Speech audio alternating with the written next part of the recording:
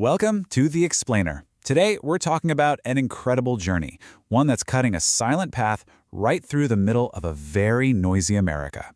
It's a story about a monk, his dog, and a walk that might just be speaking louder than any protest ever could. So let's set the scene. It all kicked off in late 2025, starting in Fort Worth, Texas. And the final destination? Washington, D.C. The distance between those 2 points is a mind-boggling 2,300 miles. All of it on foot. But here's the thing you have to understand right away. This isn't what you might think. It's not a political march. It's not a protest. It's something much quieter and maybe way more profound. It's a walk for peace, and it's being led by some pretty unlikely figures. So, who's at the heart of this walk for peace?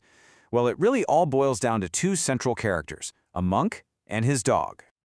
The guy leading the charge is Venerable Pannakara, and his own life has kind of been a journey to get to this point. He went from a regular, secular life to becoming a Buddhist monk, and the real turning point seems to be back in 2022. Get this, he did a 100-day barefoot walk across India. That experience convinced him that the simple act of walking could be a powerful form of meditation. And this is where our second hero enters the story. Because on that journey through India, he met a stray pariah dog.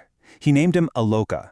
And there was just something about the dog's quiet, steady spirit. He saw the perfect companion for a mission of peace. And just like that, an incredible partnership was born. All right, so we've met the stars of the show. Now let's dig into how this whole walk for peace is actually structured and what its real purpose is. First off, Venerable Pannakara is not doing this solo, not by a long shot. At any given moment, he's got a dedicated crew of about 18 to 19 other monks walking right there with him. And this group, wow, the discipline is just on another level. We're talking about Theravada monks from all over the world, living super simply, sleeping in tents, dealing with whatever weather comes their way. They practice what's called Vipassana meditation. For them, on this walk, that means keeping a total mindful focus on the feeling of every single step. It is a massive physical and spiritual challenge. And this right here, this is what makes the walk so different. Their goal isn't to go out and demand change from other people. It's to be the change. Their whole philosophy is that real peace isn't something you fight for out there. It's something that has to start inside each one of us before it can ever spread. But, you can't walk 2,300 miles and expect it to be a smooth ride. This journey has hit some really serious bumps in the road. The first big test involved the walk's most famous member. Aloka, the dog, got a really bad leg injury. It needed surgery, and the whole walk had to pause. And this drew a huge wave of concern from the public. This quote really says it all, doesn't it? It just captures how much Aloka's story connected with people. The focus on his health was so intense, people were saying he was getting more attention than the dogs in Buckingham Palace or the White House. He had become more than a pet. He was a symbol of the entire journey.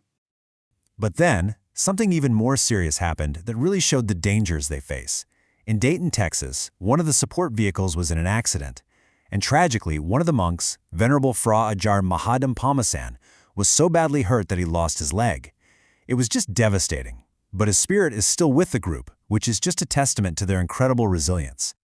But out of these really tough moments, something pretty amazing and unexpected started to happen. New symbols of connection and respect began to pop up, showing a whole different side of the towns they were passing through. If you look at pictures of Venerable Pannakara and you look really close at a saffron robe, you'll see something you definitely wouldn't expect. It's covered in dozens of little medals and badges. So what are they? They're not religious symbols. Nope, they're actually spontaneous gifts from police departments, sheriff's offices, fire stations, and mayors they've met on their way.